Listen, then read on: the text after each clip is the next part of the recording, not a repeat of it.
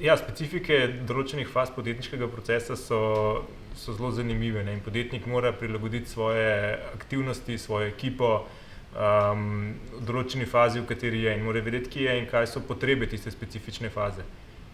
Še posebej pa tukaj ločujemo dve zadevi, ne? Eno je, kdaj se razvoj konča, začne prodaja, kdaj se začne fokus v generiranju prihodkov in ne več fokus v razvoj produkta, ki je v resnici razvit dovolj, da ga lahko že prodajaš na trgu.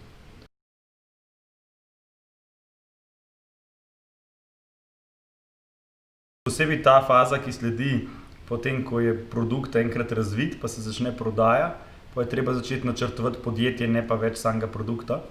In ko načrtuješ podjetje, se nujno potrebno malo birokratizacije, malo postopkov, organizacije, ločitve, funkcije lastnika pa funkcije upravljalca in tako naprej. In tukaj se stvari zelo, zelo rade zataknejo.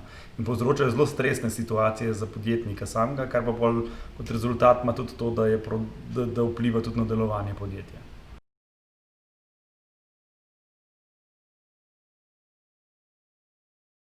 Ja, zaupanje se v resnici zgradi, dostikrat omenjamo, da je to nek občutek, ne, kar v resnici je čustvo, ampak je sestavljeno, ne. Se pravi, se ga da razgraditi na 3 stvari. Ena je, da zaupamo osebi, za katero ocenjujemo, da je dobronamerna v svojih ravnanjih, da nam želi dobro, ne pa slabo. Druga je, da zaupamo osebi, ki v svojih ravnanjih je dosledna, skratka, da sledi nekemu standardu, za katerega se zmenimo. In tretja, da je sposobna delati aktivnosti oziroma naloge, ki jih obljubi, da jih bo naredila. In v resnici lahko na podlagi tega, če to razumemo, dosti boljše razumemo tudi, kako se gradi zaupanje, in ga gradimo zelo načrtno in tudi boljše lahko razumemo, komu in zakaj zaupamo ali pa ne zaupamo na podlagi tega.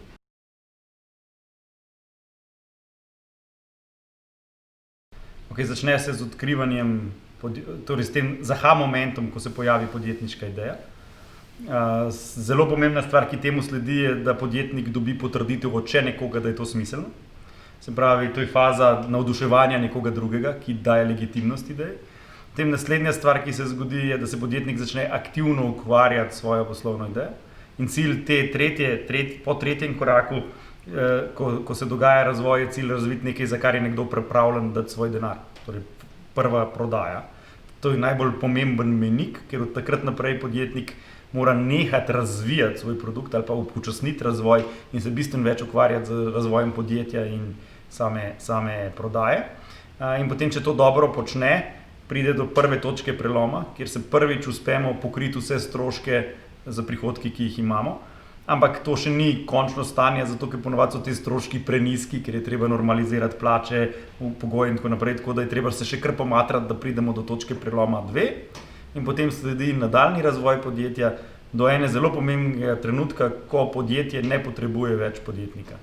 Ko je podjetje stroj, ki ga lahko podjetnik sicer še naprej upravlja, če želi, ampak ni pa on nujno zobnik v tem stroju. Večina podjetnikov te faze na žalost ne doseže, je pa to pogoj za to, da lahko normalno zaživi in da podjetje maksimizira svojo vrednost.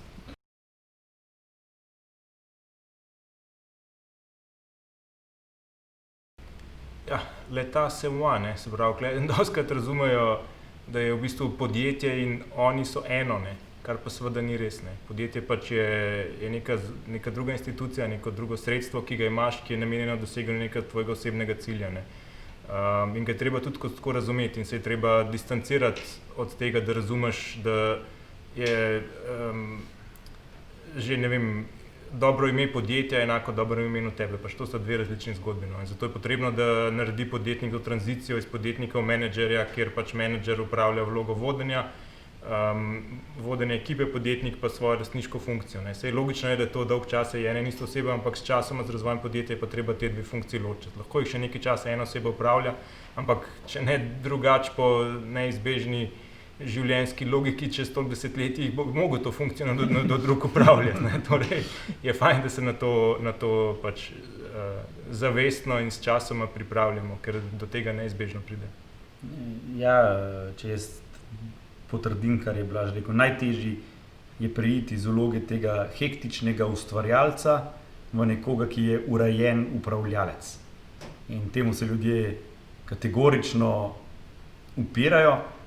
Verjetno najtežja naloga znotraj tega je delegirati svoje delo nekomu drugemu. Ker ti sam sebi zaupaš, drugim pa ne. Tako, to je to.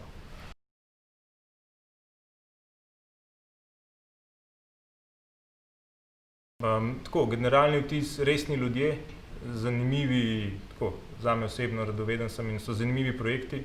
Marsikjer od njih z veseljem sem še malo poizvedel, kaj počnejo. Se pa srečujejo pač s klasičnimi težavami, oziroma s klasičnimi izzivi, s katerimi se podjetniki na tej stopnji razvoja srečujejo, ampak tako po pogovoru z njimi, pa kolikor sem jih slišal, ne dvomim, da večina izmed njih ima vso možnost, interes in tudi kompetence, da bojo te izzive uspešno rešili. Ja, te se pridružujem. Meni se zdi, da je vsak let boljši, tako da to je super.